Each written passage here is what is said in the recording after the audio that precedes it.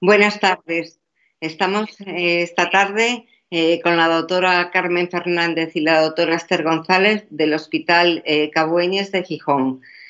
Muchas gracias a todos por estar aquí y gracias a la industria farmacéutica por el apoyo una vez más en nuestros webinars con motivo del COVID-19, que hoy celebramos el último. Buenas tardes, Carmen, y buenas tardes, Esther, por ayudarnos en este año que estamos pasando con el COVID y darnos noticias desde Asturias. O sea, podéis presentaros si queréis. Hola, buenas tardes. Somos Carmen y Esther, somos las dos hematólogas. Esther es la experta clínica, yo me dedico a otras cosas y a la gestión del servicio, pero estamos encantadas de compartir contigo y con el resto de personas que estén escuchando. Y bueno, en esto del COVID estamos todos un poco aprendiendo, pero en lo que podamos colaborar dando información o recibiendo, la que seguro que muchas de las personas que entren nos pueden dar ideas, pues bienvenido sea para todos. Es muy importante que mantengamos el contacto, aunque sea a través de una pantalla. Esther es la clínica, que es la que... Gracias, Teresa. Gracias por estar aquí y sobre todo por tu apoyo, porque eres súper innovadora, con mucho ímpetu, y yo creo que estas sesiones son importantes para acercarnos un poco a los pacientes, ¿no? Y a la situación. Yo he estado mirando otros webinars que has gestionado y son muy interesantes por acercarnos a los distintos pacientes, ¿no? Y situaciones que hay. Bueno, muchas gracias. A ver, yo creo que para empezar, aunque el momento actual es importante, pero me gustaría preguntaros cómo os ha desarrollado estos meses pasados con el confinamiento. Sabemos que Asturias en el momento actual es un lugar, vamos a decir, entre comillas, libre de COVID, pero ¿cómo fue la pandemia? ¿Cómo fueron los meses de confinamiento en cuanto en general y en particular para los pacientes de mieloma? ¿Hubo mucha incidencia, poca? ¿Cómo fue? En líneas generales, bueno, tú sabes que está publicado un artículo, perdona. ¿Estás de guardia? Sí, ¿Es que te lo... sí, con mi contexto. Está de guardia, voy a contestar el busca. Esto es en directo. Sí. A ver, en general, los pacientes con mieloma... ha habido un artículo publicado por gente del Grupo Español de Mieloma que ha liderado Joaquín Martínez y Mariby Mateos, y nosotros solamente contribuimos con un caso de un paciente con mieloma frente a todos los hospitales de Madrid, que fue muy llamativo, o los hospitales de Castilla y León que tú conoces, o los hospitales de Cataluña. En general, quizás la situación geográfica de Asturias, el aislamiento, pues las características de nuestros pacientes han hecho que se hayan beneficiado más y que no haya... Espera, voy a cerrar la puerta, lo que es el directo. Sí, esto como en la tele, ¿no? Como en la tele, esto ya es como en la tele. Puro directo. Sí, puro directo. No se puede estar con el busca y con un webinar. Bueno, pues en conjunto, la verdad es que los pacientes se afectaron muy poco y implementamos las medidas que nos había recomendado el Grupo Español de Mieloma, que la verdad que uno de los puntos fuertes que yo creo que tiene la hematología española es, no lo digo en plan, no sé, altivo, sino en plan generoso, creo que es el poder participar y que nos incluyan dentro del Grupo Español de Mieloma, que creo que es uno de los puntos fuertes. Entonces ellos nos mandaron unas recomendaciones que todos conocéis.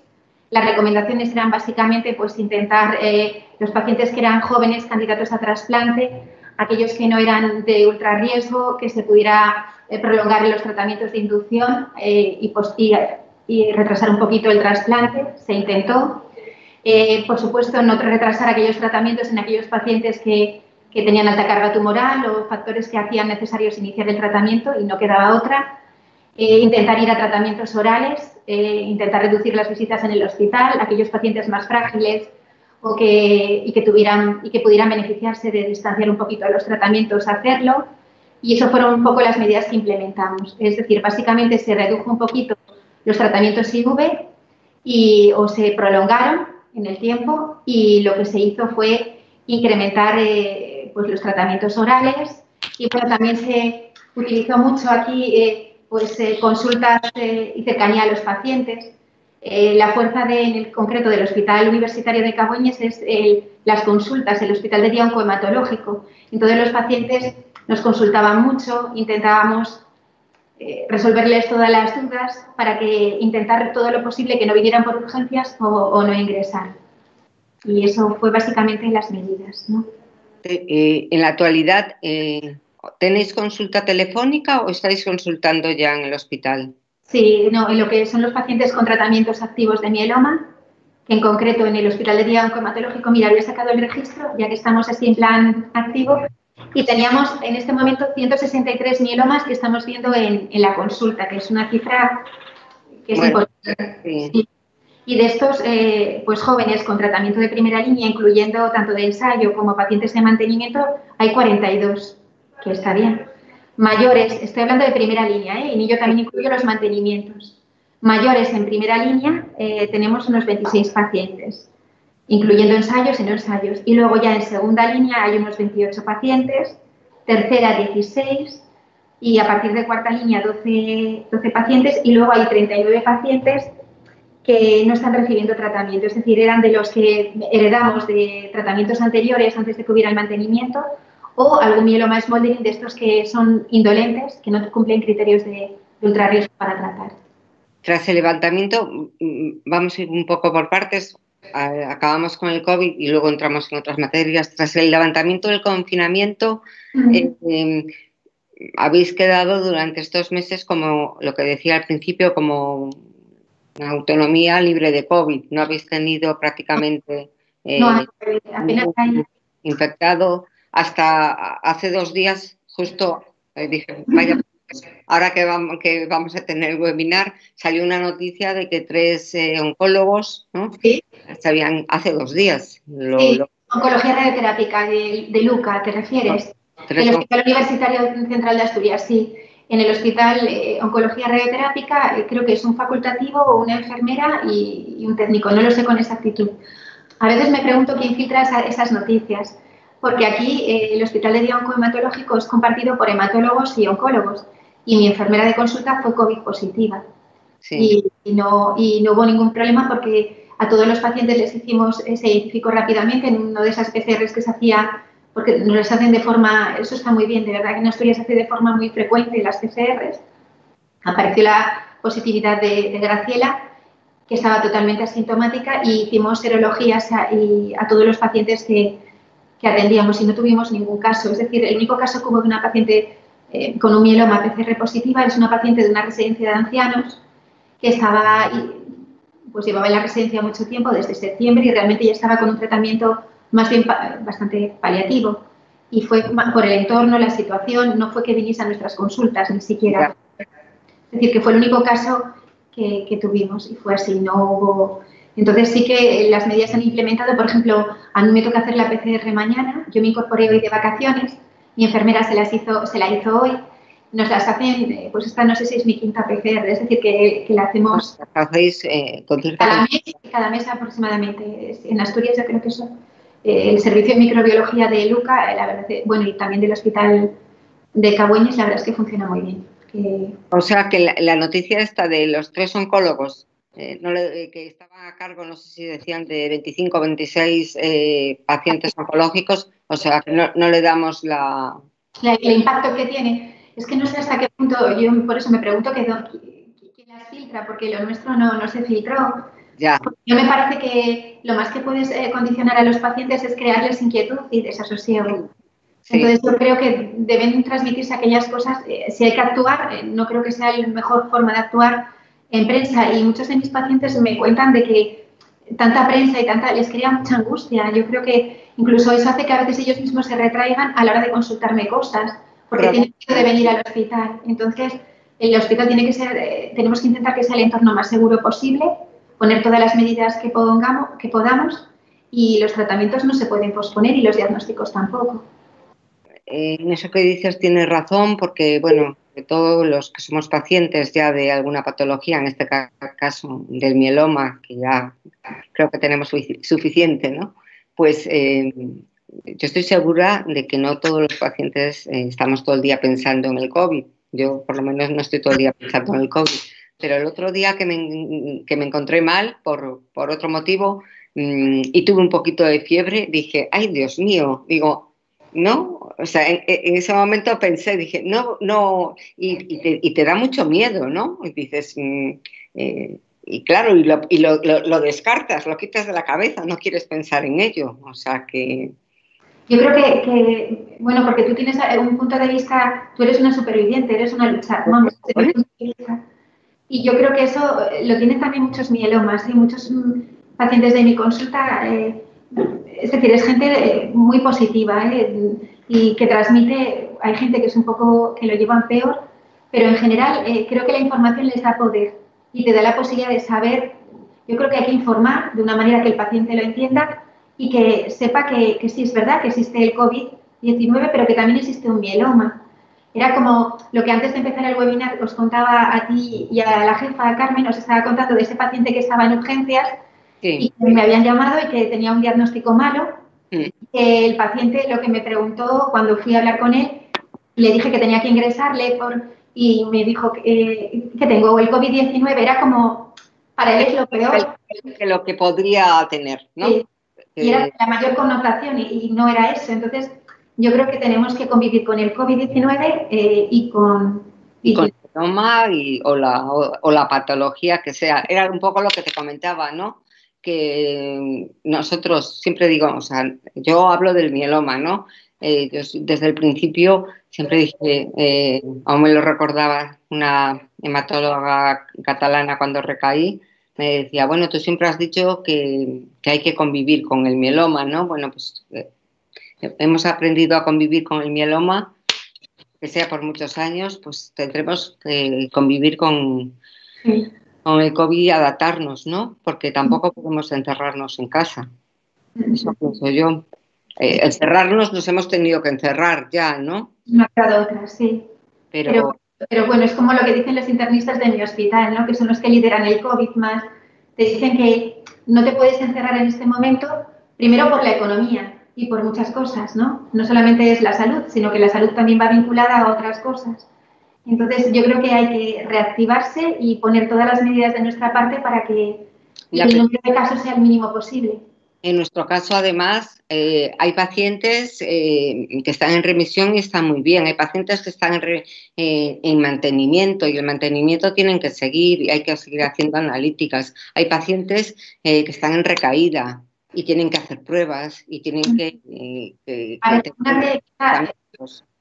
Sí, quizá una de las cosas que tú dices y que nosotros, que creo que es interesante, es que los mantenimientos, yo siempre me planteaba, claro, el ver el paciente cada vez que viene a la consulta, ponerla, por ejemplo, el mantenimiento estándar, el aprobado, que es la lenalidomida, o en tu caso el bortezomib, bueno, pues la lenalidomida, claro, tiene que venir cada mes, hacer, lo ideal, pues es hacer como una especie de checklist, ¿no? Que la enfermera también te ayude y identificar si el paciente realmente tiene que verlo el médico, si a lo mejor no es necesario verlo todos los meses.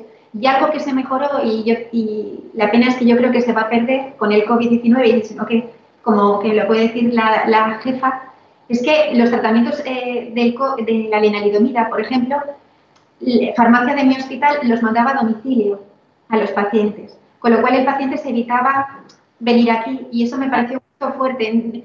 Por eso pienso que lo que hablamos, ¿no? De que tendríamos que sentarnos para, sí, en un futuro... que el paciente tenga que venir al hospital exclusivamente para retirar una medicación en la oficina de farmacia del hospital no deja de ser algo poco lógico en el siglo XXI, porque son pacientes además que ya conocen el fármaco y requieren esa información que al inicio yo entiendo que el farmacéutico hace su labor de explicar cómo se debe tomar, las interacciones y es... Pero el seguimiento también es necesario. Sí, pero una vez que un paciente tiene el ciclo 45 de lenalidomida, poco se le puede explicar al paciente lo que es, que lo sabe mejor que el médico. Me refiero a que una persona que está en mantenimiento con lenalidomida tampoco puede estar varios meses sin que se le haga. No, pero que tenga que venir personalmente al hospital, a lo mejor coger un transporte público a buscar. lleno de gente, hacer cola en una sala de espera para retirar la medicación. Bueno, pues hay que acercarle esa medicación al paciente. Durante el COVID, en esta área sanitaria y en otras muchas, pues había un servicio de reparto a domicilio de los fármacos. Esto, por razones económicas, ya no parece muy sostenible.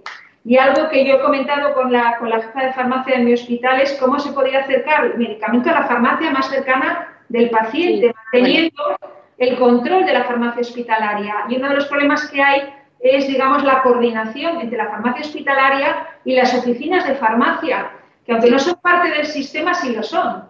Y hay una cierta reticencia a incluir a las oficinas de farmacia de la calle en la red de atención a los pacientes oncológicos, y se podrían evitar muchos desplazamientos si hubiera un mecanismo en el que el fármaco se va a la farmacia donde ese señor que vive o esa señora a la vuelta de la esquina puede ir a retirarlo. Esto es algo que yo creo que con el tiempo se debería intentar. Eso es algo que ya antes del COVID se hablaba. Antes del COVID ya se hablaba. Yo recuerdo estar en un congreso de farmacia hospitalaria antes del COVID, en el que me llamaron para ir, y ya es un tema que se planteaba antes de ciertos medicamentos, poder enviarlos a la farmacia más cercana al domicilio del paciente para evitarse el ir al hospital. Hay que decir que hay servicios de transporte de las grandes distribuidoras farmacéuticas que hacen tours todos los días, no vamos a dar nombres, y que se podría perfectamente de alguna manera llegar a algún acuerdo con esas distribuidoras. Pero, por desgracia, hay tantas cosas que arreglar, ¿no? Y uno no sabe por dónde meterse para empezar a hacerlo, porque está ahora mismo todo tan descalabrado, ¿no? Que dices, ¿por dónde me meto y por dónde empiezo? Porque... Sí, bueno, eso era, yo creo que era un punto fuerte, ¿no? A mejorar, sobre todo porque los pacientes con mieloma, por lo menos en esta área sanitaria, el hospital está periférico, es decir, no está en la urbe, no está en la ciudad. Y yo creo que ahora se tiende más a construir los hospitales en la periferia. Entonces, antes pues te decían, no, coge un autobús, o ahora los pacientes tienen miedo a coger el autobús. Ayer o no sé qué día me contaba un paciente, antes de coger yo vacaciones, es un matrimonio que los dos tienen mieloma, y los pobres, para desplazarse al hospital, los dos y los dos para desplazarse al hospital pues tienen que pagar un taxi, y su pensión es, pues el taxi como mínimo te cuesta 10 euros venir, 10 euros ir. Todo lo que sea aproximar yo creo que es algo a trabajar, ¿no? En la asistencia domiciliaria, yo creo que es el futuro, que es potenciar, incluir en las unidades. A mí me parecería muy interesante la figura de hematogeriatras, ¿no? Sí, que por lo menos en esta área sanitaria, que hay tanta gente mayor, y adecuarnos a identificar bien el paciente que es fit de verdad y el que es unfit. No vaya a ser que se nos pase alguno pensando que, o lo contrario, quiero decir, para mí sería un punto fuerte trabajar todo eso. Bueno, pues siguiendo al hilo de lo que comentaba antes, de que no se puede parar, los pacientes de nuevo diagnóstico, o sea, ahora mismo, por desgracia, o sea, el COVID no impide que se desarrollen el resto de las enfermedades. Y lo que no puede ser tampoco es que pacientes de nuevo diagnóstico, todos en general, y los de alto riesgo, evidentemente, pues sabemos que el problema que tienen, pues entonces no se pueden retrasar los tratamientos, hay que seguir, y hay algunos que necesitan pues infusiones en el hospital, o sea que es inevitable el que vayan al hospital, y lo que tú dices también, pues el transporte al hospital, el desplazamiento, incluso puede ser que si viven lejos de la ciudad donde esté el hospital, y eso todo es lo que yo reivindico, de alguna manera pido que no se pare, que no puede pararse, porque estamos hablando de vidas, o sea, estamos hablando de cosas muy importantes, de poner... Totalmente de acuerdo.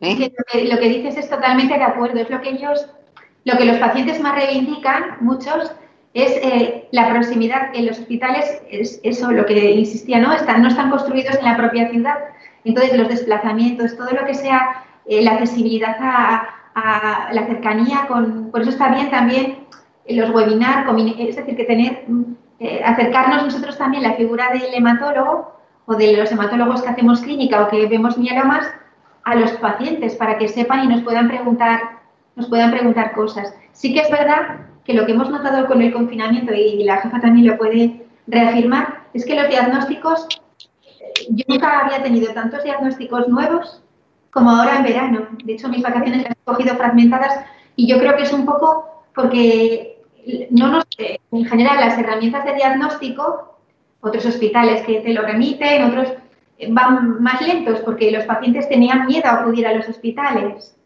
Entonces, a lo mejor estaban con un dolor lumbar, eran atendidos a lo mejor de forma telefónica, lo primero que piensas es una lumbalgia, en algo, es decir, y se va un poco posponiendo y Sí. es que hemos visto, yo en verano no había tenido, o en periodo estival, hemos tenido como un tapón que estaba y luego al destapar y ha aparecido como varios seguidos que llevaban un tiempo de clínica y que han tardado en llegar al hospital. Una vez que la sospecha se destapa, el hospital hemos actuado con la misma rapidez de siempre porque no ha habido retraso ni para estudios de médula ósea y si había que hacer alguna prueba radiológica, pues se hospitalizaba si hacía falta y si no se hablaba con radiodiagnóstico, pero sí que es posible que haya personas que hayan estado en su domicilio aguantando un poquito y se haya retrasado un poco respecto a otras épocas y haya habido luego, cuando ha empezado a recuperarse un poquito la actividad, pues han venido todos a la vez. Y esto venía un poco al hilo, perdona Teresa, de lo que nos comentabas, que me parecía muy interesante, lo de la noticia en prensa de lo de los oncólogos de Luca. Esto venía un poco, que yo me da mucho miedo lo de crear, no miedo, sino que creo que hay que ser muy prudente con las noticias, porque esta noticia sale y a lo mejor gente que necesita esos tratamientos o que tiene miedo a ir al hospital. Sí. Y no es que, y a lo mejor es un caso aislado. Yo creo que la información, lo que tú decías de que tú realmente, yo no tengo miedo, yo sé que tengo que estar, pero hay gente que piensa que el COVID es mucho más grave que lo que puede tener o de las complicaciones que puede. Por eso la información hay que ser muy prudente a la hora de transmitirla y tenemos que remar todos en el mismo sentido, no crear alarmas innecesarias. Sí, eso que decís del tapón y tal, puede ser también que la gente, pues, como decían que no fuéramos al hospital, ¿no? Pues lo haya dejado para después, ¿no? Yo lo que sí he notado en los 2 últimos meses, y me ha llamado, se lo he comentado a alguien en las últimas semanas, me ha llamado muchísimos pacientes de nuevo diagnóstico. Bueno, esto me ha llamado mucho la atención. Incluso alguno me ha llamado y me ha dicho, es que me acaban de diagnosticar de un mieloma. Y digo, pero dice, es que estoy en el hospital. Digo, pero ¿qué me dice, no? O sea, porque me llaman muchos pacientes, o sea, lo tengo que decir. Yo sé que muchas veces al hematólogo esto le parece increíble, no le quita ningún valor ni nada al hematólogo, pero los pacientes llaman porque necesitan saber que hay más pacientes que les pasa lo mismo. Yo creo que al final es eso, es la conclusión que yo saco. Y entonces llaman, pero este verano ha llamado mucho paciente, pero casi in situ. O sea, la última vez, la semana pasada me llamó un paciente que estaba en el hospital. Digo, pero ¿usted está en el hospital? Sí, me acaban de diagnosticar un mieloma. ¿Qué tengo que hacer? O sea, bueno, ya muchas preguntas. Muchos pacientes pidiendo mucha información, ¿no? Y sobre todo saber que a más pacientes les está pasando, que hay más gente que le pasa lo mismo, ¿no? Que a él o que a ella, ¿no? Yo creo que lo de formar parte de asociaciones de pacientes es de lo primero que siempre hablamos. Creo que es muy importante que los pacientes formen parte de asociaciones. Creo que primero por muchas cosas, lo que dices tú de compartir, pero sobre todo hay que tener un concepto, es que yo no creo que exista el mieloma múltiple, yo creo que existen los mielomas múltiples. Eso, sí, cada uno es diferente. Cada uno es distinto, entonces a mí me da miedo cuando es que me he hecho amigo, no, quiero decir, es que tu mieloma tiene es que no solamente es tu mieloma con las características genéticas, la carga tumoral, etcétera, sino también tus comorbilidades, tu forma, es que son tantas cosas las que influyen en... Mira, ya perdona que te interrumpa. Yo cuando empecé con la asociación y tenemos un grupo en Facebook de muchas personas, yo siempre desde el principio les decía, por favor no comparéis, o sea, no comparéis, incluso cuando aparece alguien, porque siempre aparece alguien, sobre todo esta gente muchas veces con las cosas de homeopatía, estas cosas, siempre digo, por favor no comparéis, ni comparéis tratamientos, ni os digáis unos a otros... yo estoy tomando, o sea, puedes decir, pues yo estoy con este tratamiento, pero no comparéis como hasta el punto de ir al médico y a decirle, pues yo he estado con uno que está... No, porque cada uno es diferente. Entonces, no merece la pena, es una pérdida de tiempo estar comparando. Cada mieloma es diferente y cada uno tenemos lo que tenemos. Entonces, eso es una cosa. Otra cosa es pues compartir experiencias, sí. Compartir experiencias y saber que te están tratando adecuadamente, ¿no? Que estás efectivamente... Que no estás solo, que tienes posibilidades. Yo creo que te hace grande también el saber que lo que yo te decía de formar parte del Grupo Español de Mieloma, ¿no? Que creo que es una de las fuerzas más grandes que tiene hematología en España. Claro. Y saber de que hay gente muy buena, especialistas muy buenos en mieloma, a los que tú puedes consultar y que son súper accesibles, y que el estar cerca de ellos y compartir también te enriquece. Porque el que tú sepas que puedes consultar y que ellos te pueden dar una opinión, yo creo que el consultar no te hace menor, todo lo contrario, te hace más grande porque Claro. te enriquece y te hace poder ofertarle al paciente lo que a ti te gustaría, lo mejor. Entonces yo creo que eso es lo que tenemos que trabajar. Informado es una enfermedad muy dura, sobre todo porque sabemos desde el principio, yo me repito siempre con esto cuando digo que es que en muchos cánceres lo primero que te dicen es, bueno, no te preocupes, te vas a poner bien, de esto dentro de unos años, yo eso es lo que oía antes de tener, ¿no? Dentro de unos años te vas a olvidar de que has tenido cáncer, y aquí lo que te dicen es, tienes un cáncer que se caracteriza por tener muchas recaídas, por estar recayendo. O sea, te dicen todo lo contrario de lo que tú esperas oír, ¿no? Y claro, eso mentalmente es muy difícil llevarlo, y hay personas que lo llevan muy mal, que no son capaces de llevarlo porque están buscando siempre pues esa respuesta que por ahora es imposible, ¿no? Que es que este va a ser el tratamiento definitivo con el que te vas a curar. Pero bueno. Es que eso que dices, perdona, pero es que lo clavas, ¿eh? Porque es que todavía hoy tuve un paciente, que es un paciente que es adorable, que forma parte de un ensayo del estudio Perseus, y ese señor ya está, es un paciente de alto riesgo, ¿eh? Y está en respuesta completa con una banda oligoclonal diferente a la del diagnóstico, es decir, el señor está muy bien. Y está en mantenimiento con Dara-Colena, y lo que me preguntó es, bueno, y él lo sabe, pero me preguntó, ¿cuánto crees que me queda? Y yo, quiero decir, yo le he informado, entonces le dije, mucho, espero que mucho tiempo aquí conmigo y mucho tiempo con tratamiento y con esta línea, y si no, ya buscaremos, porque lo importante es, cuanto más profunda sea esta respuesta y más dure, pues mejor. Pero él quería que yo le dijese, de alguna manera, Esther, 2 ciclos, 3, es muy duro, ¿eh? No poner un límite ahora que el tratamiento es indefinido, sobre todo para los pacientes jóvenes que tienen un mantenimiento siempre, que antes iban al trasplante y podían estar sin nada, pero ahora sabemos que no, pues yo creo que mentalmente es lo que dices tú. Por eso, en las unidades que tratan mieloma, que muchas veces lo dices tú, Carmen, tendría que haber psicólogos también. Sí, bueno, el mieloma y otras cosas. Yo creo que en la mayoría de los hospitales adolecemos de tener otros profesionales que no sean puramente los que llevan la enfermedad en sí mismos, sino que cada vez es más importante. Y bueno, otros profesionales de otras especialidades, pues sí que se forman unidades con varios especialistas que pueden manejar mejor la enfermedad, pero nos quedan siempre los aspectos sociales, psicológicos, etcétera, que están un poquito siempre desatendidos, porque el médico tiene sus limitaciones. Claro. Y los médicos nos centramos mucho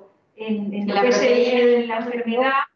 Yo entiendo perfectamente, o sea, que vosotros, los hematólogos, entiendo, porque yo también lo siento, entiendo perfectamente que estáis contentísimos porque el avance en 10 años, en solo 10 años, es espectacular. O sea, yo lo he vivido, porque entonces es muy difícil trasladarle eso a una persona de nuevo diagnóstico, ¿no? Por ejemplo, porque ¿qué más le da? Quiero decir, entre comillas, ¿no? O sea, una persona que lleva 10 años enferma, que cuando enfermó había una supervivencia de 2 años, ¿no? Que prácticamente, yo no me quiero poner de ejemplo, pero es que no me queda más remedio. Yo cuando enfermé hace 11 años, los que estaban a mi alrededor pensaban que me moría. Vale, es verdad, o sea, y entonces de eso a hoy en día, que la supervivencia me parece que está ahora mismo, la mediana, en 8 o 9 años, sí, que hay todos los fármacos que tenemos ahora mismo, que creo que han sido en los últimos, creo que son 9 fármacos los que se han aprobado, y cada vez más, y cada vez, o sea, el cambio es espectacular. Con lo cual, yo era optimista hace 11 años, ahora lo soy mucho más. Claro, claro. Pero el mensaje siempre es esperanzador, pero también hay que ser realista y pensar en cómo son las cosas. O sea, que sigue, No, sigue y sobre todo identificar, quizá lo que tú dices, sí, la esperanza de vida es verdad que cuando yo empezaba, se veía el mieloma duraba 2 años, 3. Ahora la media puede que esté entre 7 u 8 años los que... pero es verdad que hay pacientes que es muy importante identificar los que son más agresivos, los que son de ultrarriesgo. Eso es lo más importante ahora. Yo creo que es porque esos tienes que tenerlos súper vigilados. Es decir, que cuando... y no solamente es la genética, son otras variables que influyen. Sí. Entonces, tienes que tenerlo... Esos pacientes son los que, por desgracia, ahora no hay ningún tratamiento, porque tú un mieloma le ofertas lo mejor, un mieloma de nuevo diagnóstico, que intentas buscar la mejor herramienta, no lo mejor que hay, que ahora serían pues 4 drogas si podemos. Entonces, claro, y luchar contra eso porque las 4 drogas no están aprobadas, es decir, sí que están aprobadas por la EMEA y están aprobadas por... a nivel español, pero te cuesta que la Agencia Española del Medicamento las incluya, te cuesta, luego tienes que luchar, que esa es otra lucha, ya no solo que la apruebe la Agencia Española, sino que cada comunidad autónoma, luego cada hospital. Cada hospital, sí. Es que eso, en eso se pierde, claro, o sea, yo entiendo que muchas veces...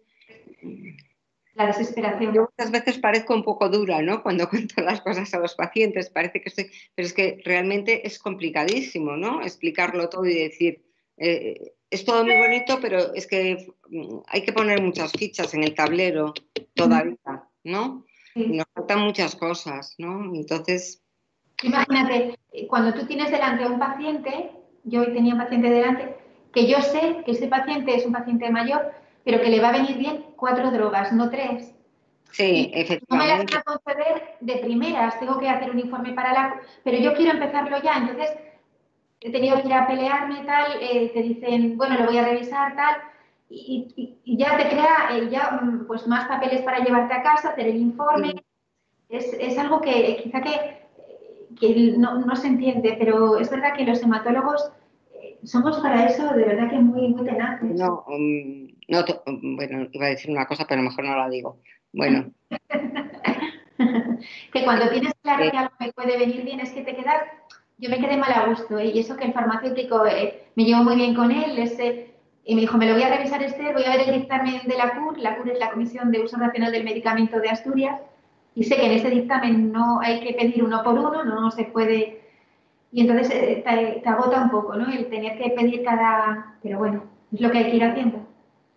Vosotros, además, se os conoce en el mundo un poco hematológico, ¿no? En el mundo del mieloma, se te conoce, Esther, porque, bueno, realmente no hay estadísticas en España del mieloma. Ay, no. Y se te conoce, yo así te conozco, antes te La primera conocía, vez que hablamos. te conocía de oídas porque me decían, hay una hematóloga en Cabueñes que está haciendo una estadística de pacientes de mieloma, ¿no? Que lo estás haciendo en Cabueñes y es muy interesante porque ojalá se hiciera en toda España. Creo que es, bueno, el doctor La Huerta lo anunció el año pasado, ¿no? Que querían llevar a cabo esta estadística, pero bueno, nos ha llegado también el COVID y no sé cómo se desarrollará, pero deberíamos, desde luego yo como asociación estoy dispuesta a hacer lo que sea por este proyecto que creo que es necesario, ¿no? Pero yo creo que este proyecto va vinculado desde, a lo mejor en hospitales de determinada categoría o determinado peso. Yo creo que es importante que haya consultas monográficas. Quiero decir, yo te quedas sorprendido, yo cuando lo hablo con Carmen, con la cantidad de mielomas que hay. Es decir, como a lo mejor lo comentas en sesión, de la cantidad de mielomas que tenemos, ¿no? Que lo comentas en sesión y la gente piensa que hay un mieloma, 2, y cuando tú ahora miras las cifras y dices que tenemos activos 163 mielomas en este momento que están con tratamiento, teníamos una cifra que es considerable, entonces tú no lo sabes hasta que te das cuenta de lo que hay. Entonces, yo creo que uno de los puntos fuertes de este hospital, yo creo que es el tener una consulta monográfica. Yo lo pienso. Que sean los datos muy controlados por un grupo pequeño de personas con alguien que lleve un control. Perdón, ¿quieres decir? Ah, que no se No se nos oye bien. Voy a quitar. Yo tengo la voz más chillona.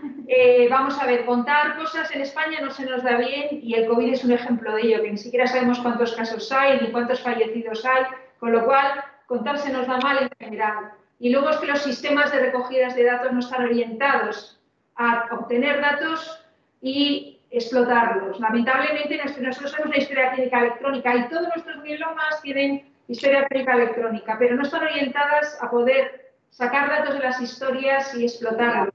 De modo que los registros en España son un poco a la antigua usanza, la manera de llevarlos bien, que es que haya alguien con una base de datos personalizada que lo lleve al día. Eso podría ser más fácil si las herramientas que hay se utilizaran, tanto hablar del Big Data al Big Data, y no somos capaces de saber datos como estos, ¿no? Llama la atención porque siempre las cifras están bailando, unas veces pues en España hay 12.000 pacientes, otras veces 13.000, otras veces 14, o sea, no hay una cifra, siempre están bailando. Y la sanitaria de Gijón Esther lleva a los pacientes al día y están los que hay y son los que son. Quiere decir, aquí sí que están todos los pacientes con mieloma identificados, indexados y sabemos a qué nos enfrentamos en cuanto al número de pacientes. No solo cuántos, sino en qué situación está cada uno de ellos. Si eso lo pudiéramos hacer en todos los hospitales sin ir los datos, tendríamos una imagen mucho más real de lo que pasa en el mieloma en España. A ver, yo creo que la fuerza es una consulta en la que hay, es verdad que estoy yo, pero luego hay una enfermera que es brutal, es decir, es excelente. Entonces, el poder trabajar en equipo las dos, pues nos complementamos muy bien. Entonces, yo con he estado de vacaciones esta semana pasada, ella me tenía la base de datos actualizada, es decir, falto yo, pero ella está activa y ella sabe manejar un mieloma mucho mejor que muchos clínicos. No llegará a la perfección, pero sabe identificar cuando se les hinchan los pies, cuando tienen por retención de líquido, sabe que el calcitormil puede provocar tal cosa, que la neuropatía del vortezomid se maneja de esta manera, que la astenia que provoca la alena, es decir, y eso es a base de ver y de ver pacientes, y yo creo que eso es lo que hace que el paciente tenga calidad de vida también, no solamente es vivir 8 años, sino vivirlos con una toxicidad manejable y que él se sienta bien, porque yo creo que eso es importante. Bueno, la toxicidad es importante. Algunas veces los tratamientos se alargan mucho en el tiempo también, ¿no? Y tienen una toxicidad que uno se va, porque uno se acostumbra. El problema también muchas veces es que uno se acostumbra a los efectos secundarios. Yo me acuerdo un paciente, que ya no está, que me contaba un día, es que llevo 2 años, me decía, con los pies dormidos. Y yo le decía, pero cómo vas a estar con los pies dormidos? Y dice, sí. Dice, pero es que eso tienes que decírselo eso no puede ser. No. Y no se atrevía a decirlo. No, porque claro, es que también otra cosa que nos pasa es que muchas veces no dices las cosas porque no quieres que te quiten. Es verdad, lo que dices es verdad. Yo, bueno, lo has acertado. Mal, ¿no? Entonces, sí. ahí entran en juego pues muchas cosas. Hombre, ya con toxicidades, pues no sé, pues con diarreas o ya cosas... Espontáneas que he visto importantes, pero eso es muy importante la confianza. Quiero decir, que confíe en ti, ¿no? Que sepa que tú, como profesional, vas a ayudarle todo lo que puedas y si no puedes, vas a pedir ayuda para poder ayudarle. Ya, por eso, o sea, que hay que buscar un remedio, porque luego las neuropatías muchas veces son, pues, que se te queda, se me duerme el dedo meñique de la mano izquierda o el dedo meñique del pie derecho. Son tan... porque son sutiles. ¿no? Que si no lo hablas con otros, por eso también es bueno, ¿no? Porque al hablarlo con otros dices, mira, también les pasa, ¿no? Es verdad, sí. No me pasa a mí solo, ¿no? Entonces ya...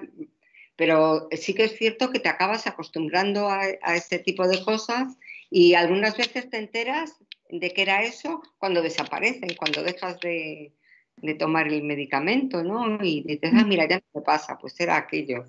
Pero sí que es cierto que aguantas muchas cosas, bueno, pues por miedo a que si te quitan el medicamento va a ser peor, porque tienes siempre miedo a que vuelva el mieloma, que realmente es lo que más te importa, ¿no? Que venga.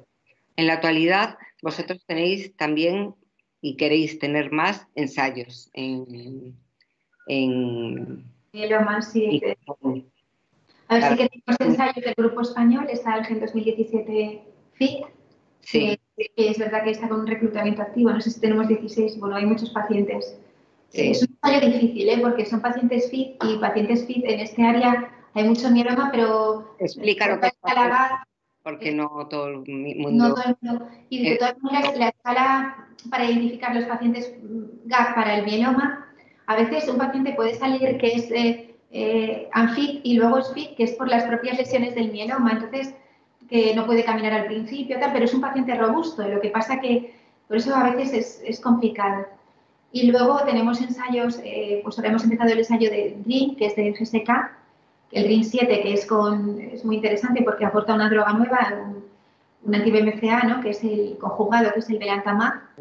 Te iba a preguntar también por belantamab. Sí, el belantamab, que es importante tener estos ensayos porque te obligan a crear enlaces con otros servicios, en este caso con oftalmología. Y hay un grupo de oftalmólogos muy comprometidos y es importante porque es una toxicidad nueva, al que no estamos acostumbrados, ¿no? Y es una toxicidad que no es desdeñable, que es importante y si la identificas pronto, pues puedes atajarla. Entonces, el ensayo que tenemos básicamente, los más importantes son en mieloma en diagnóstico en mayores y en recaída. Un problema que ahora vemos en el grupo español y en general es que hay pocos ensayos para pacientes de nuevo diagnóstico jóvenes, menores de 70 años. Se cerró el Perseus, que era un ensayo del Grupo Internacional de Mieloma, que colaboramos o participamos con 7 pacientes y en muy poco tiempo se cerró. Es decir, que el reclutamiento nuestro yo creo que era bueno porque se cerró, fue abrirse y cerrarse. Y era un ensayo muy interesante porque era VRD versus VRD más daratumumab en primera línea y yo creo que más luego el mantenimiento que lleva. Y eran drogas muy buenas para los pacientes. Entonces, sí, nosotros desde aquí un llamamiento para que se acuerden de nosotros y todo lo que sean ensayos, que sepan que pueden beneficiar a nuestros pacientes. Siempre he sido, en el grupo español, yo creo que siempre hemos sido muy buenos reclutadores. En el ensayo que lideró o que lidera Mariví de el gen Clarides, pues creo que era un ensayo en primera línea en pacientes no candidatos a trasplante y reclutamos 32 pacientes. En el gen Quicides, que es un ensayo en pacientes en recaída, que se cerró hace relativamente poco y que lo lideran Enrique Ocio y Marily Mateos, creo que tenemos reclutados unos 17 pacientes. Quiero decir que en general nosotros sí nos... En algunos ensayos yo creo que es el hospital que más pacientes ha reclutado. Y a veces la gente tiende a pensar que probablemente un gran hospital de Madrid o de Barcelona que también participa... No, en general, yo por lo que yo sé y por lo que hablo con los pacientes y bueno, y también intento, no sé cómo decirlo, intento que los pacientes sepan. Yo siempre, desde el principio, he pensado que la información es muy necesaria. Por eso también te estoy ahora acribillando a preguntas y tengo 2 o 3 aquí en el bolsillo. La gente tiene que saber, tenía que saber que los ensayos clínicos, aunque son en algunos hospitales, pueden ir desde cualquier parte de España, ¿no? Y muchas veces esa información no llega, porque no sé por qué. No se transmite, sí. No sé, su médico, y lo voy a decir así de claro, no lo transmite o no le anima a hacerlo. Algunos... Es una ventaja de lo que decía antes Esther, de que esta enfermedad tenga una consulta monográfica con un equipo y que todos los casos sean conocidos en esa consulta. Es la manera de que nadie que sea candidato pues escape por falta de coordinación. No lo saben algunos, no pasan todos, pero hay laboratorios que pagan ese traslado. Sí, lo sabemos. Algún paciente que hemos trasladado o bien a Salamanca fundamentalmente o Santander también y sobre todo siempre nos han pagado el transporte. El problema, esos ensayos están bien porque son para pacientes relativamente bien, con un ECOG que puedan trasladarse y que... Pero la media poblacional, claro, de Gijón es una media poblacional de pacientes, nuestra media está en 68, casi 69 años. Bueno, que es la media, pero muchos pacientes están por encima de la media, es decir, son muy mayores. Entonces, esos pacientes, es una pena ofertarles ensayos porque, primero, claro, no pueden trasladarse, porque lo que hace que cumplan años Es lo que dices tú, pues vigilar la insuficiencia cardíaca, vigilar esto. Es decir, que son pacientes que están bien, que podrían, que la enfermedad Princes es el mieloma, pero que no pueden ir a otros sitios. Pero para los que sí pueden trasladarse, deberían tener toda la información y saber que hay ensayos en los que los laboratorios sí que pagan esos traslados. En cuanto a la información, ahora en estos momentos en donde, bueno, además de las CAR-T-cells, están los conjugados, es que hay tantos nombres que ya, los nuevos fármacos, ¿no? Se ha aprobado de forma muy acelerada por innovación el Belantamab Mafodotin, que ya en España estaba aprobado, se podía usar como uso compasivo para que lo entienda todo el mundo, ¿no? Con el proyecto este expandido. Belantamab está siendo una buena opción para pacientes refractarios. Sí, yo creo que es algo muy, muy interesante. De hecho, me había llamado hace poco un compañero para preguntarme cómo se debía pedir el Belantamab y tal. En ese caso le remitía a que llamase para participar en un ensayo porque era un paciente joven que lo mandase a otro sitio. Pero en principio yo creo que es muy bueno que los pacientes puedan tener otras opciones, pues sobre todo para aquellos que no pueden desplazarse. Claro, y que existen otras herramientas. Claro, pero el paciente debe saberlo, porque si no lo sabe, se llega tarde. Claro. Y entonces, es cierto, habíamos hablado tú y yo del tema, porque el Belantamab tiene un problema ahí de, bueno, un efecto secundario, como otros fármacos, pero este es un poco nuevo, es por el tema ocular, visual, sí, ¿no? Pero bueno, que si se hace bien, pues... Si hemos manejado, yo creo que manejamos otros tratamientos, hemos aprendido, ¿no? Con el calcitormiz hemos aprendido a manejar la toxicidad cardíaca, sí, a que no nos dé miedo controlar sobre todo la hipertensión pulmonar y la tensión arterial, la hipertensión. Y tú sabes que cuando empieza un paciente con calcitormiz, pues la enfermera le controla la tensión, antes y después. Al paciente se le da, en nuestro caso, como un pequeño dietario donde te va apuntando la tensión y se lo cuenta a la enfermera cuando le ve.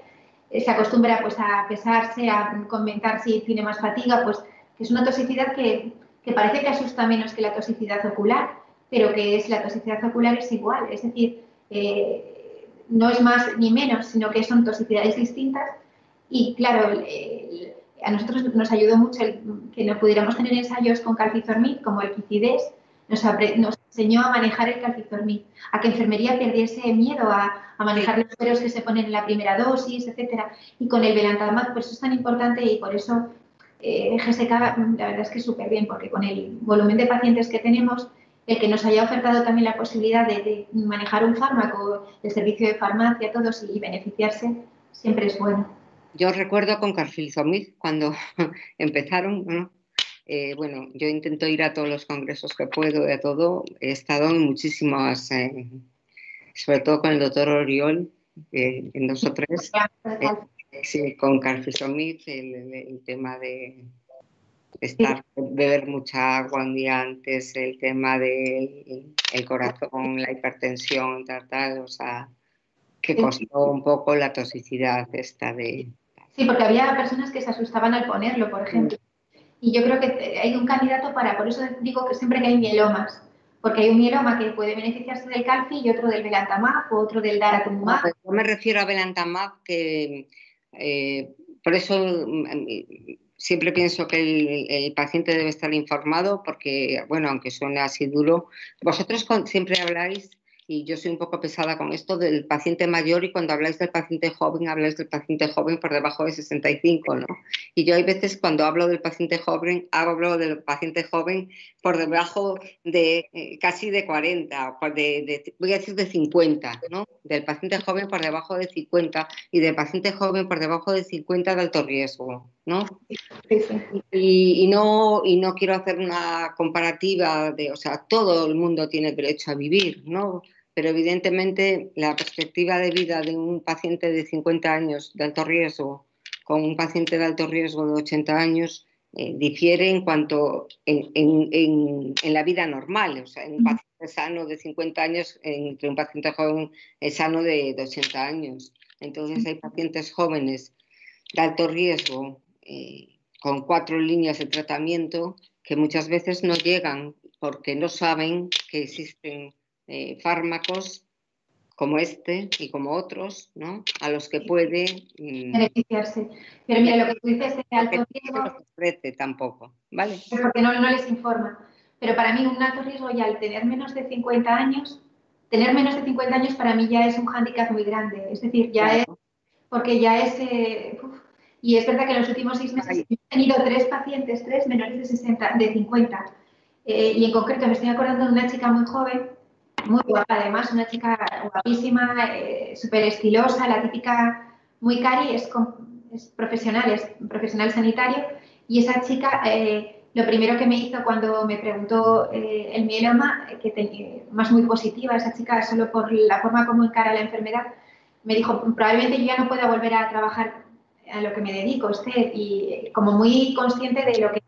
Y me preguntó, y me llamó la atención, yo creo que alguna vez lo había hablado contigo, la posibilidad de continuar haciendo ejercicio físico, para ella era muy importante. Ella hace yoga, hacía yoga, y fue una de las cosas que más me impactó. De hecho, lo había hablado contigo, ¿te acuerdas? Y me ayudaste. Y estuvimos mirando las guías de ejercicio físico. De hecho, tenemos alguna línea de actividad para los mielomas, porque les interesaba esta chica. De hecho, le saqué una tabla con ejercicios, la adaptamos a ella, porque para ella era importante.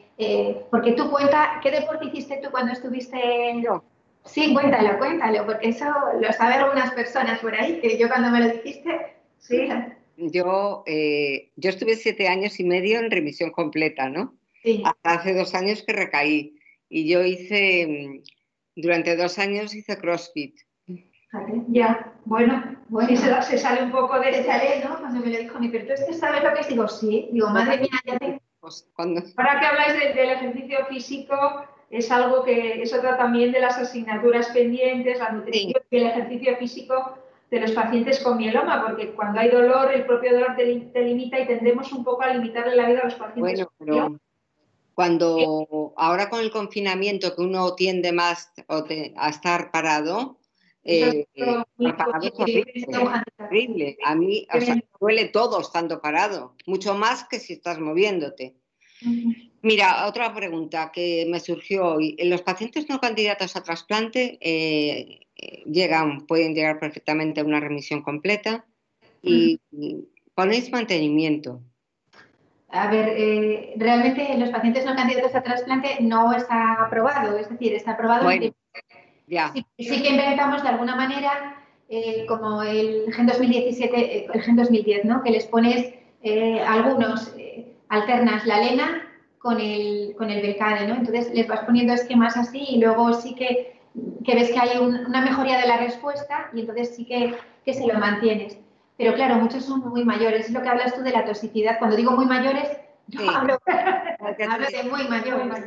Entonces esos pacientes a veces necesitan como un periodo tú misma, como que estén, si alcanzan muy buena respuesta o incluso a los mayores, nosotros si podemos, yo a todos los que puedo les hago mínima residual. Incluso les hacemos, aunque no esté aprobado y no te aporte, nosotros le hacemos mínima residual, incluso a los pacientes que alcanzan respuesta completa, yo todos saben que una vez al año intento hacérsela para saberlo fuera de ensayos, que no tendría por qué hacerse. Pero me parece interesante, ¿no? Para seguir un poco la causística de tu población. Y sí que los pacientes mayores, aquellos que alcanzan respuesta completa con mínima residual negativa, muchos están sin tratamiento, sin mantenimiento. Y los que tienen mínima residual positiva, depende un poco porque son frágiles muchos, tienen muchas cosas asociadas. Entonces también a veces les dejas sin nada. Pacientes muy ancianos, sí. Realmente el objetivo es que se mueran con mieloma y no de mieloma, porque muchos por el pronóstico vital y a veces, es decir, la intensidad de tratamiento a partir de cierta edad pierde un poco ese impacto en la supervivencia y hay otros factores que hay que combinar. Y yo creo que el tener una persona que conozca muy bien el mieloma y a los pacientes, al final es seleccionar para cada uno de los pacientes qué es lo mejor. El mismo planteamiento para un paciente puede ser muy positivo y ese mismo para otro, que igual con los parámetros biológicos son similares, pero tiene unas características, yo creo que es lo que da el que se conozca bien la enfermedad, que se manejen todos los fármacos, que se combine, porque para mí Esther es un poco alquimista, es un poco ahí buscando la piedra filosofal, mezclando esto y aquello y cambiando las cosas y hay que saber, el que no está en ello, que conozcas el fármaco, esa combinación, esos tiempos de cuando combinas una cosa, cuando combinas la otra, es algo que yo creo que solo lo da la experiencia y el conocimiento de llevar muchos pacientes. Es un poco la sinergia, ¿no? Que habláis entre los fármacos, ¿no? Sí. Que muchas veces unos combinan bien, pero sin embargo hay otros que pensáis que van a combinar bien y sin embargo no combinan al final como se pensaba que podían combinar. Yo tuve la suerte la semana pasada estuve, bueno, vía online, claro, en la reunión de la International Myeloma Working Group, ¿no? Y lo que vi fue combinaciones de 4, bastantes, y los nuevos fármacos. Es que está todo aquí, porque realmente los investigadores están aquí, o sea, no hay que marcharse fuera. No hay que marcharse. España para nada. Sí. Para nada. Las CAR-T-cells más mantenimiento, sí, como una posibilidad, e incluso las CAR-T-cells halogénicas, ¿no? Y adelantarlas incluso no a pacientes que veamos muy adelantarnos, ¿no? Identificar adelantarlas, por supuesto, ¿no? Porque parece que ya las células están muy cansadas, los linfocitos, ¿no? De tanto tratamiento. Claro, yo creo que... ¿Crees que eso es una ventaja? Sí, yo creo que el futuro es adelantar. Teníamos un paciente identificado, ahora cuando preguntabas lo del COVID-19, un paciente identificado que era de estos refractarios, un refractario primario, y nos lo habían aceptado para un ensayo en Salamanca de aquí. Sí. Y estábamos súper contentos, y fue cuando se cerró todo por el COVID.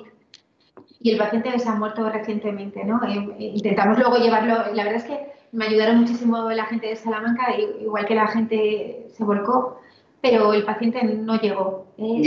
Y eso yo creo que ahí en esa situación, en ese paciente, era tan importante identificarlo y evitar que llegase, qué pena. Bueno, aquí en directo. Ya pasan, que no os quiero robar más tiempo, o sea... No sé si tienes más dudas o cosas que consultar. Yo creo que... ¿Quieres añadir algo? A mí me ha parecido muy interesante, espero que a los que nos estén viendo, si nos ha visto alguien, que espero que sí, también, si no, esto queda grabado y lo subimos, ya os pasaré el enlace. Es que estamos aquí en directo, como veis aquí como muy casero. Esto es como la tele, ya. Como la tele, esto es como un Gran Hermano, ¿no? Que estamos en directo porque lo malo que tiene el verano, que hasta la jefa de servicio está ayudando a la Junta con la guardia, ¿no? Bueno, pues nada. Que hace bien. A mí me gusta, dime, añade lo que quieras. Que bueno, que es un lujo que hayas pensado en nosotros, que yo me siento muy contenta de a mí me gustó ir a Asturias, perdona que te interrumpa, porque cuando estuvimos a finales del año pasado... Con los pacientes, con Ana y con Ángel, sí. Me gustó mucho porque me gustó mucho el grupo que formáis. Sí, yo creo que somos un grupo, que estamos aquí un poco aislados. Sí, pero muy unidos. Sí. ¿No? Y bueno... hay mucho mieloma. Yo creo que la zona, como dice mi amigo Fernando Escalante, la zona de la zona noroeste es una zona con mucho mieloma, ¿no? Que a la larga, básicamente por el envejecimiento, y entonces yo creo que existimos, que Galicia, Asturias y León, estamos aquí también. Como voy por toda España, ¿no? Un poco tiritera, vi que la población era mayor, por ejemplo, que en Málaga. En Málaga hay una población, no sé por qué, pero es mucho... En las jornadas, me refiero, la población que mucho más joven que bueno, ¿te acuerdas? Juntamos mucha gente, no sé si van a ser 100 personas, es decir, que es importante que había... personas, fue mucha gente a la jornada, mucha. A mí me gustó muchísimo. Y la gente estaba, de hecho querían volver a repetirla, me preguntan que estaban muy interesadas y lo que dices de formar en una sociedad, es decir, compartir.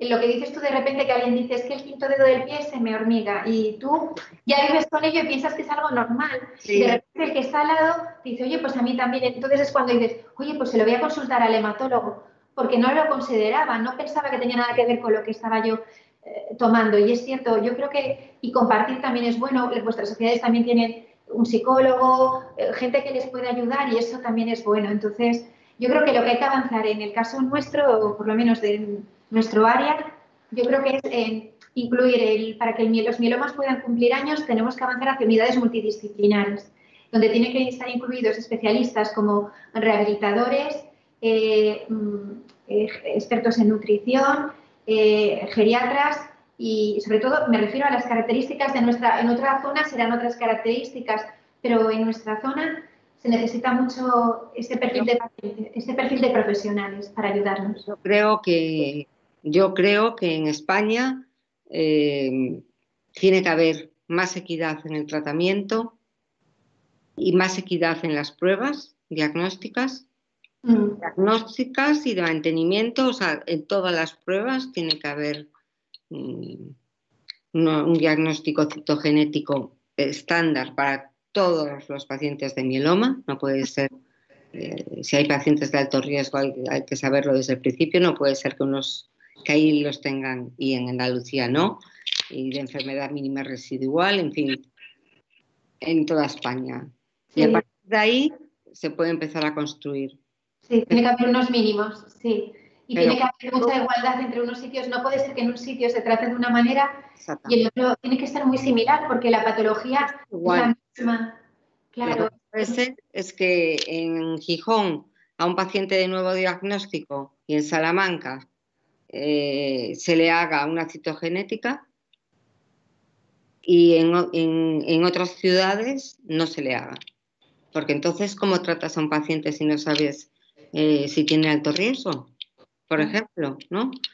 Y que se le haga una enfermedad mínima residual y en otras ciudades no. Porque entonces, si la enfermedad mínima residual es importante, como se está demostrando que lo es, porque está en todo, entonces, ¿por qué es importante para mí y para un paciente de otra ciudad no lo es?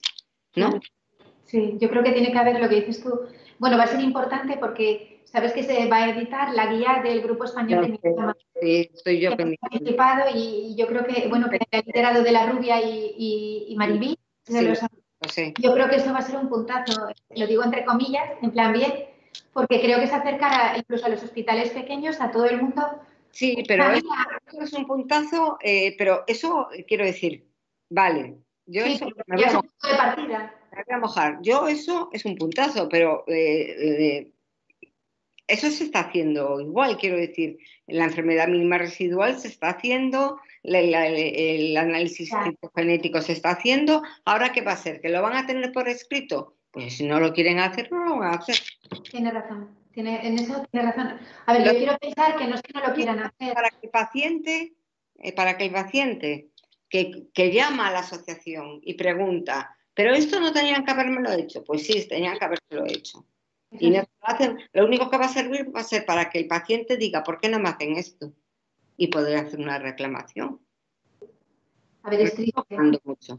A ver, yo quiero pensar que mucha gente que no lo hace porque a lo mejor no tiene accesible la técnica o por desconocimiento. Por eso es importante que haya consultas personalizadas. Yo creo que no podemos, yo ahora me...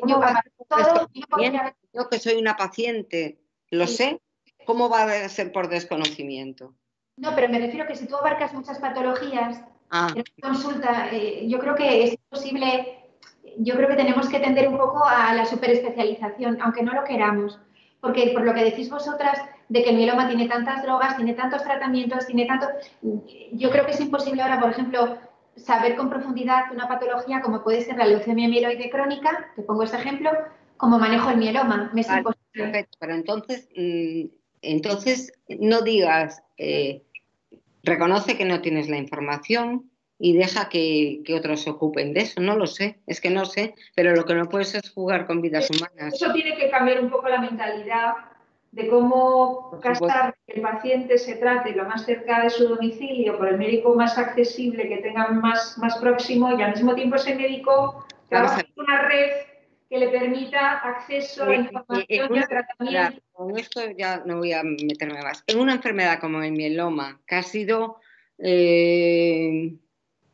Bueno, yo una vez oí una frase que a mí me pareció muy mal, no me gustó, pero que es real. Es la enfermedad, una persona dijo que era la enfermedad más miserable que conocía. En una enfermedad tan huérfana como ha Muy sido dura, muy dura. el mieloma, tan dura como es esta, que haya, además que haya sido España pionera en investigación, ¿no?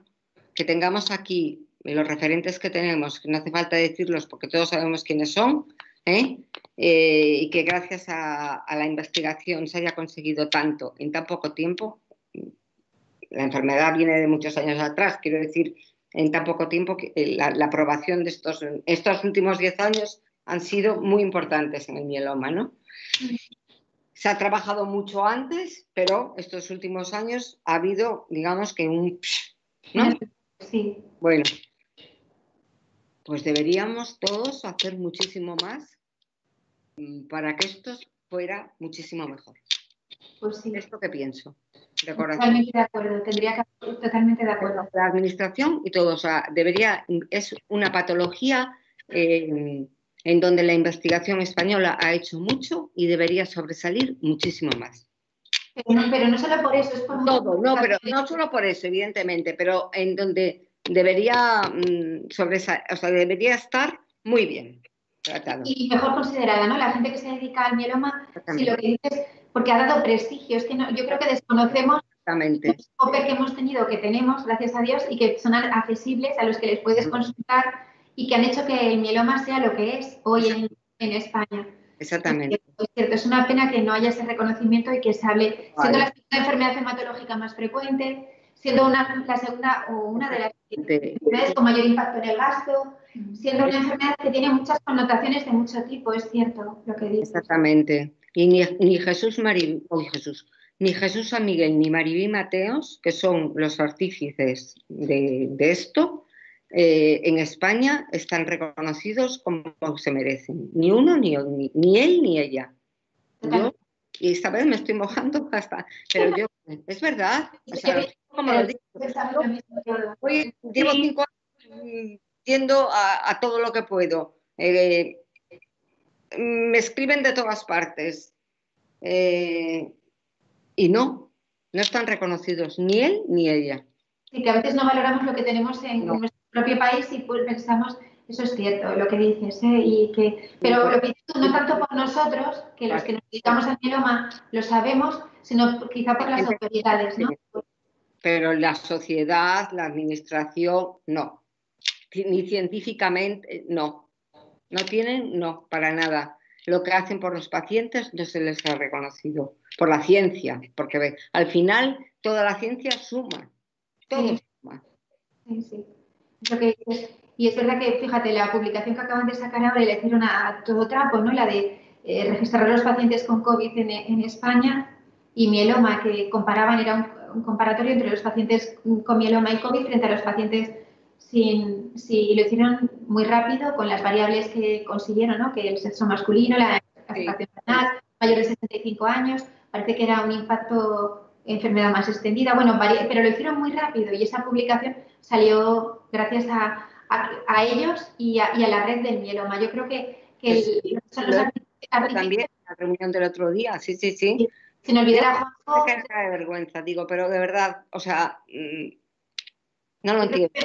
Es que no se puede nombrar porque siempre te puede faltar alguien, pero Jesús, Maribí, Juanjo, quiero decir, son personas y encima son tan accesibles y siempre saben tanto que se agradece. Pero bueno. Los de España, o sea, bueno, a nivel médico están fuera de España, a nivel de hematólogos están yo lo que veo es que están reconocidos, pero a nivel de pacientes, de asociaciones, yo salgo de aquí y me da vergüenza porque digo, pero esto no se puede enseñar en España, o sea, la gente lo que te transmite es bestial, o sea, los tienen como si fueran... El Ronaldo de la hematología. Es verdad. ¿No? Y es verdad, o sea que debería ser de otra manera. Bueno, muchísimas gracias por el rato tan agradable. Espero que, que España algún día reconozca lo que se ha hecho en España por el mieloma múltiple, que nos ha dado vida a los pacientes de mieloma, no solo españoles, sino de todo el mundo, porque efectivamente, por una vez en la vida, a mí me decía una paciente un día, es que a mi marido le están poniendo lo mismo que a un primo mío que está en Houston. Digo, no, al primo suyo de Houston le están poniendo lo mismo. Mira, qué curioso eso que dices. Fíjate, tenemos una, eso que dices es, bueno, es que tenemos una paciente inglesa que habló en la reunión de la Sociedad Asturiana de Mieloma el año pasado, su marido, y su hermana es enfermera en Inglaterra.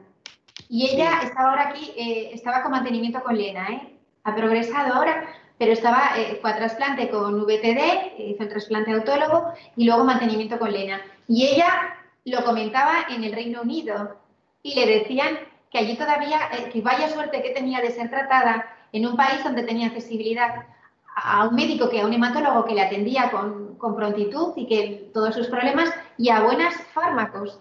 Y eso ella lo reconocía, decía que qué suerte tenía de haber enfermado en España. Entonces, es algo, la sanidad española y la sanidad pública española funciona muy bien. Estamos en red, somos de la accesibilidad y yo creo que hay que aprovechar los recursos y los recursos que te abre. Quiero decir, si tuviera que lanzar un mensaje, diría que no concibo tratar el mieloma sin formar parte de una red para poder consultar, ¿no?, del grupo español. Creo que es la ventaja. Sí, totalmente de acuerdo. Bueno, con esto, muchísimas gracias. Si no, nos seguimos enrollando aquí. Le estoy haciendo la guardia. Ya decimos que esto es como el gran hermano, en directo, así. Esa de guardia, y hace años que no hago guardias, tengo ahí 2 llamadas que le tengo que dar el cambio de ser. Sí. Este año, por culpa del COVID, y ya lo digo ahora aquí, no podemos celebrar una jornada que celebramos todos los años en Madrid, entonces la vamos a celebrar también online. El 28, 29 y 30 de septiembre, Esther también estará con nosotros. Entonces, bueno, hay donde pues, personas que se dedican al mieloma, como Esther en su consulta, pues intentaremos tocar todos los palos, desde la gamapatía monoclonal de significado incierto hasta los últimos fármacos. Por supuesto, estarán también con nosotros, como todos los años, pues Maribí Mateos y Jesús San Miguel. Genial. Con todo el resto todo de hematólogos que podamos juntar. Pues estupendo. Pues a ver si sale esa iniciativa. Participen con nosotros en todos estos webinars. Bueno, muchísimas gracias. No, gracias a ti. Cuídate mucho, ¿vale? Gracias por desde Gijón. Bueno, hasta la próxima. Cuando podamos. ¿Hasta cuándo quieres?